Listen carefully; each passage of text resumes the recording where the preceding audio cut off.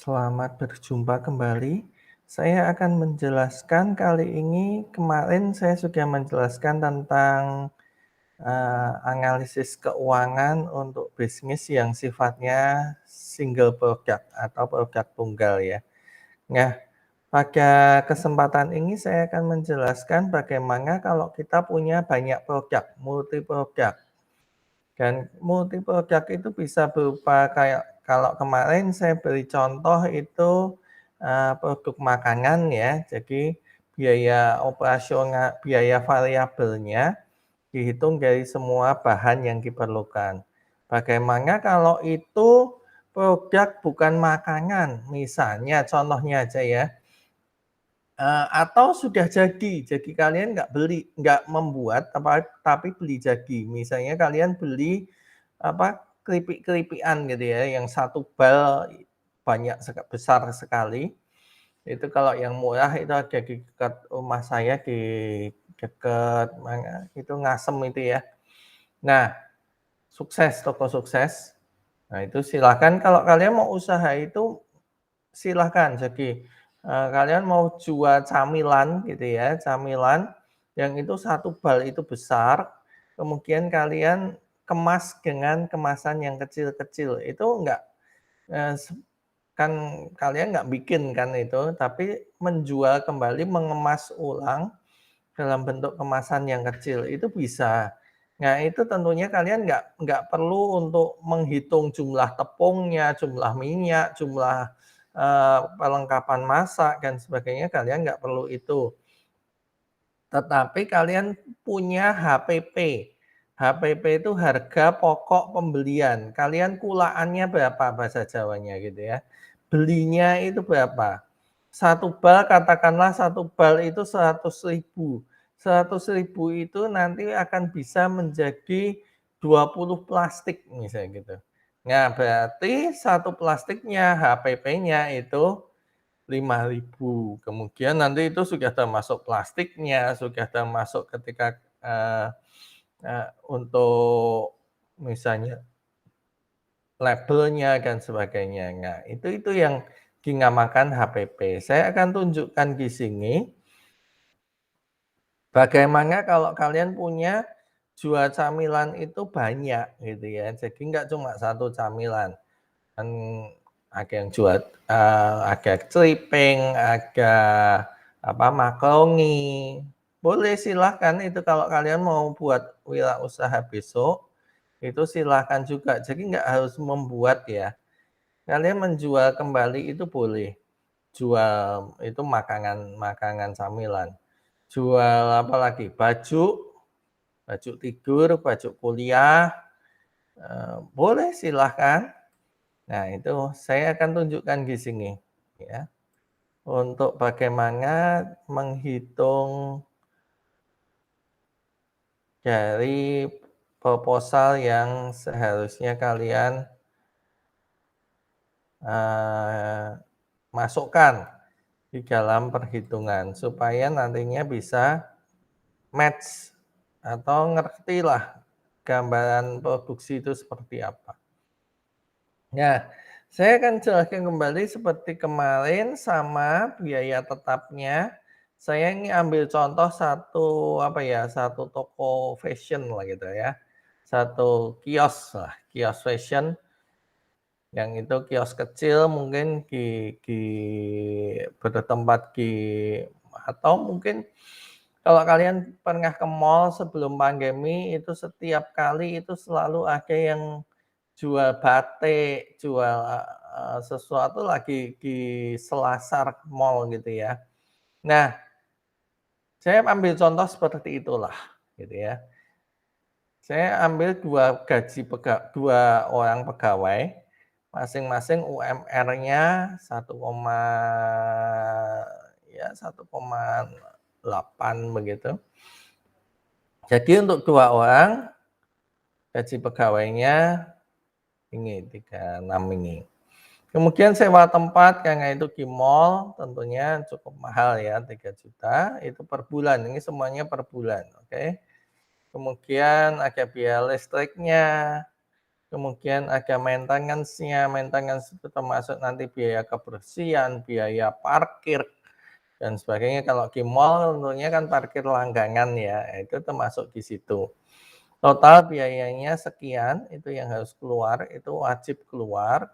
Kemudian penyusutan inventaris aset, kemarin sudah saya jelaskan ya. Nah, kalau jual begitu terus asetnya apa, Pak? Misalnya di mall gitu ya, di Selasar begitu, kemudian, jual baju misalnya gitu, asetnya apa, Pak? Nah, tentunya ada hanger kan, ada hanger baju, kemudian ada tempat untuk displaynya. Mungkin kalian pakai mannequin boneka gitu ya, untuk memajang baju kalian. Nah, itu termasuk aset dan itu ada penyusutannya. Ya, jadi penyusutannya sudah dihitung seperti kemarin lah, itu per bulan sekian. Ya, kemudian total biaya tetap termasuk penyusutannya itu menjadi 7.675 satu bulan. Oke. Nah, sekarang saya di sini sudah jelas ya, di atas ini udah beres tentunya, gitu ya. Kemarin sudah saya cuma mengulang. Nah, sekarang yang jadi fokus adalah yang ini. Ketika kemarin saya cuma jelaskan satu produk ya. Di sini sekarang ada produk A, B, C, dan D. Nah, ini bisa kalian ngamakan macam-macam lah. Produk A misalnya mukena misalnya gitu. Produk B misalnya baju tidur katakanlah. Produk C katakanlah apa ya, celana misalnya gitu. Produk D mungkin misalnya blus itu atau kebaya gitu ya, mungkin gitu ya. Nah, kontribusi ini yang harus kalian tentukan gitu ya. Jadi ini semuanya kalian tentukan angka-angkanya, jangan mengikuti ini gitu ya. Kontribusi dari bisnis itu perkiraan kira-kira dalam sebulan itu bisa dari seluruh penjualan kira-kira ini kan totalnya 100% ya. Itu kira-kira yang beli mukena berapa, yang beli, apa tadi, ini yang B ini tadi apa itu deh ya, yang C berapa, yang D berapa, gitu ya. Contohnya aja, katakanlah satu bulan ada 100 orang beli. Dari 100 orang beli itu, 20 orangnya beli A, 30 orangnya beli B. 15 orang yang beli C, nggak terlalu laku yang C ini gitu kan. Sedangkan yang D itu 35%. Nah, ini jumlahnya itu kalian perkirakan kalau belum pernah. Kalau sudah tahu gitu ya, artinya kalau mungkin nanti dalam bentuk laporan ini sudah fix gitu kan persentasenya. Nah, tapi karena ini proposal, ini asumsi. Ya, misalnya saya ambil contoh lagi cemilan tadi ya. Cemilan tadi, kalian sukanya apa cemilannya? Itu bisa bisa dilihat, misalnya kerupuk, kerupuk itu paling paling laku lah gitu ya. Semuanya mau kalau kerupuk. Oke, kerupuknya 35%. Kemudian, selain kerupuk yang laku lagi itu, makaroni pedes gitu ya, makaroni pedes 30% misalnya gitu, ya. Kemudian, keripik tela, keripik ketela, keripik singkong gitu ya, itu 20%. Kemudian ada kacang gitu ya, kacang itu nggak banyak yang beli, ya kira-kira cuma sedikit, cuma 15%. Gitu ya, jadi kalian yang tentukan ininya. Kemudian harga pokok pembelian atau HPP atau biaya operasional. Kalau kemarin dalam pembuatan saya sudah ajari detailnya. Kalau kita menjual kembali gitu ya, barangnya kita tidak memproduksi, maka yang dinamakan bukan biaya operasional. Kalau ini monggo silahkan, kalau ini semua kalian bikin. Jadi misalnya mau bikin minuman misalnya jahe instan, Kemudian yang B apalagi wedang uwuh instan misalnya gitu. Yang C apa, temulawak instan. Yang D, kayak adem sari gitu ya untuk pangas garam instan misalnya gitu, nggak apa-apa. Nah, kalau kalian bikin sendiri itu masuknya biaya operasional, tapi masuk di kolom ini juga. Perhitungannya biaya operasional seperti kemarin, biaya bahannya seperti apa per unitnya. Nah, sedangkan kalau kulaan bahasa Jawanya ya, atau beli barang yang sudah jadi, di sini istilahnya HPP, harga pokok pembelian, harga belinya per unit. Jadi misalnya tadi yang A tadi apa tadi, mukena tadi ya, yang mukena itu belinya misalnya 30.000, itu kulaannya gitu ya, belinya dari distributor segitu. Yang B sekian, yang C sekian, yang D sekian, gitu ya. Oke. Margin laba kita juga harus yang menentukan, kalian harus menentukan. Jadi ini semua angkanya dari kalian, gitu ya. Margin labanya itu kalian tentukan menurut kalian kepatutannya. Kepatutan dari margin laba ini berapa, gitu. Jadi kalau misalnya mukena itu kita ambil 10%. Jadi ini bisa sama, margin labanya bisa berbeda-beda, gitu. Ya kalau nanti kalau kalian yang sudah ada di apotek tahu ya, mungkin entah kemarin entah dikasih tahu entah enggak. Di apotek itu margin laba itu berbeda-beda. Obat OTC, ya, obat yang ada di depan itu biasanya 10-15% gitu ya. Tetapi yang obat keras, obat yang ada di dalam itu sekitar 25-30% gitu ya. Itu kepatutannya gitu ya. Nah, oleh sebab itu ini kepatutannya juga ditentukan oleh kalian. Kalau mukena itu ya ini saya kasih kasih gambaran aja ya. Kalau untuk kuliner, bisnis kuliner itu untuk makanan ini yang dari produksi ya, yang membuat sendiri. Itu labanya itu sekitar 30-40% margin labanya. Ya. Itu kalau yang memproduksi sendiri, yang mengolah sendiri, yang membuat sendiri. Memang margin labanya bisa agak tinggi. Sedangkan kalau yang reseller menjual dari barang yang sudah jadi, itu biasanya margin labanya itu antara 15 maksimal 20%. Gitu ya. Umumnya 15%. Kenapa sekecil? Ingat, ketika kita memproduksi sendiri, maka ada resiko gagal produk, ya. Cacat. Kalau makanan enggak laku, buang bahan, bahannya rusak gitu ya. Oleh sebab itu margin labanya bisa lebih tinggi gitu ya.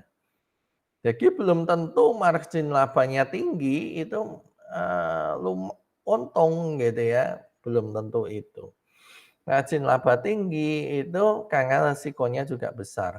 Jadi kalau reseller menjual yang sudah ada itu enggak ada resiko produk yang rusak.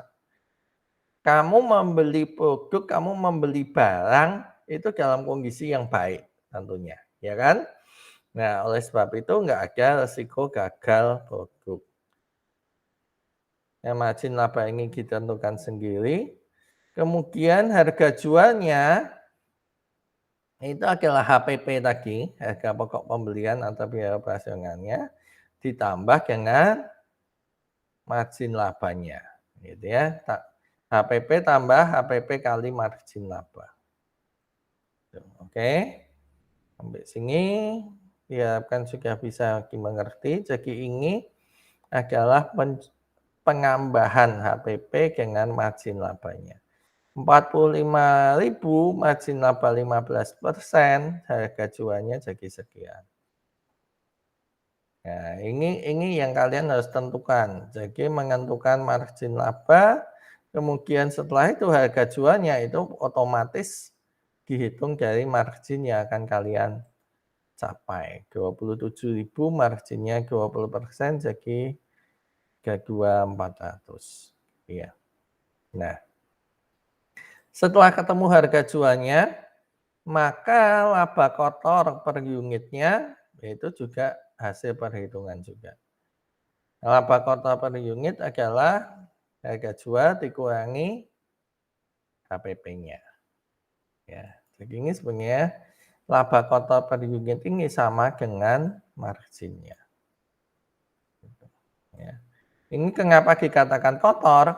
Karena ini laba kotor ini belum dikurangi lagi biaya yang ini. Ya, belum dikurangi biaya yang harus dikeluarkan. Nah, laba kotor inilah yang kemudian dihitung kontribusinya terhadap keseluruhan aspek bisnis. Nih, ini perlunya menetapkan itu ada di situ.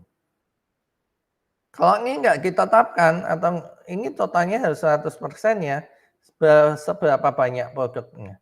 Mau 2 kayak, mau 3 kayak, mau 4 kayak, mau 10 kayak, mau 100 kayak, itu harus totalnya 100%. Ya. Nah, di sini nanti akan mempengaruhi ini kontribusi laba kotor terhadap operasional bisnis. Dihitungnya apa? Laba kotor yang di sini dikali kontribusi persentasenya. Ketemunya ini. Oke. Kemudian dari sini di total ke sini. Total dari kontribusi laba kotor ini itu adalah total dari laba kotor semua produknya dalam per kali penjualan atau per unitnya. Nah, lagi saya tulis kembali yang atas ini ya, biaya tetap 7675, kontribusi laba kotor per unit bisnis ini tadi 4730 ya, dipindahkan ke sini. Kemudian jumlah unit yang diperlukan. Ini kan per unit. Artinya kalau ini menjualnya satu kan gitu kan. Dalam artian 100% ini kontribusinya sekian gitu kan. Per unit berarti satu bulannya 100% ini itu adalah 4.730. Ya, jelas ya. Jadi misalnya 100 pembeli. 100 pembeli ternyata dalam waktu 1 bulannya, 100 pembeli, yang itu 100 pembeli itu harus membeli 4.700 ini, 4730 unit. Berarti satu orang gitu ya, satu orang itu harus membeli 47 atau 48 ya, 47 atau 48 unit gitu ya. Ya.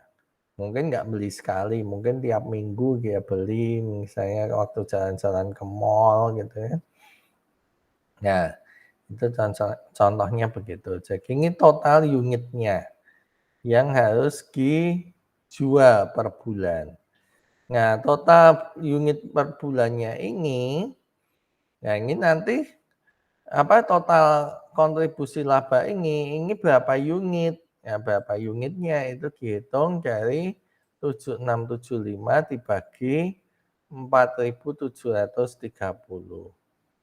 Jadi dalam 1 bulan harus menjual 1.622 unit.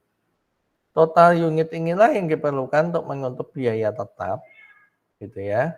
Dari A sampai G itu harus jual sekian banyak.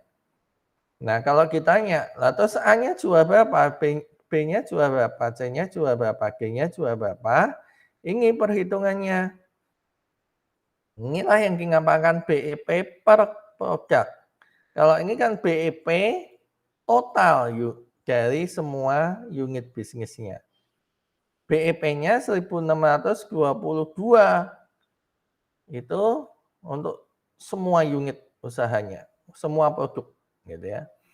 Sedangkan kayak kalau di breakdown tiap produknya seperti apa, itu jumlah unitnya ini 1.600 dikali kontribusi produk yang di atas ini.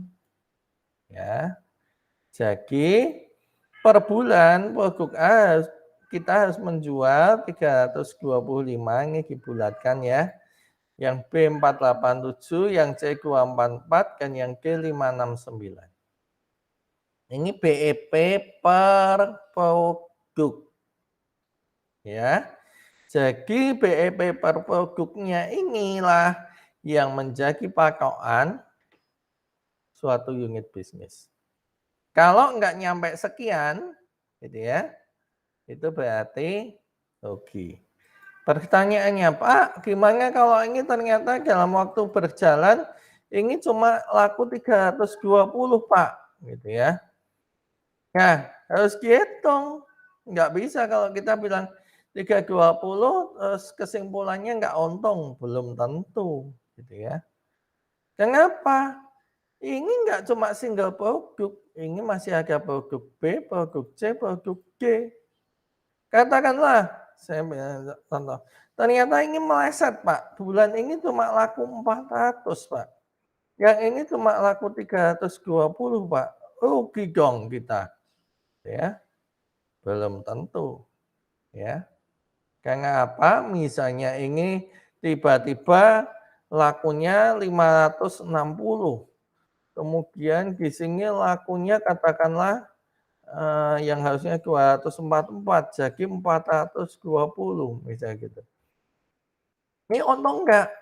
Hitung aja. Caranya menghitung gimana? Ini dikali laba kotornya. Misalnya ya. Nah, ini saya nganukan, saya kasih contoh ya. Ini kalau saya nganukan untung enggak, Pak? Nah, kita harus hitung. Jadi ini C31 ya, ini jumlahnya ini dikali apa kotor per unit. Ya. Oke, ini labanya sekian. Ya, demikian pula yang lainnya saya copy. Oke. Nah, totalnya berapa?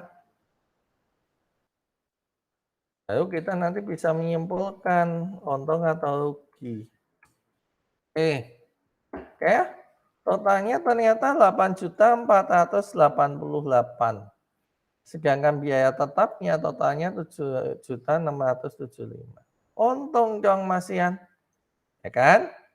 Nah, dari situ kita akan bisa melihat belum tentu ketika satu produk itu drop penjualannya di bulan itu, jangan berkecil hati. Bahkan ini mungkin saya bilang misalnya ini juga nggak nyampe misalnya 475 misalnya gitu. Nah, kayak gitu ya. Saya kasih ini saya ganti jumlahnya. 320 harusnya 325, nggak nutup dong. 487, tapi ternyata cuma 475, juga nggak nutup. 569, cuma laku 400 juga, nggak nutup juga. Dari 4 yang kita jual, yang 3 ini tidak nutup. Tapi ada satu yang nutup, bahkan ini melebihi target dan jumlahnya cukup besar. Kontribusi labanya juga cukup banyak. Ya, meskipun 3 ini tidak menutup BEP, hanya satu yang nutup BEP dan lebih, itu pun jumlahnya 7,9 juta sudah melebihi dari biaya tetapnya 7,6. Masih agak untung 200 sekian ribu. Ya, nah itu seperti itu contohnya. Jadi bagaimana kita bisa menghitung ini? Silahkan kalian yang menentukan angka-angkanya, gitu ya. Kalian yang menentukan angka-angkanya di situ. Ya, jadi ini misalkan, penjualan September.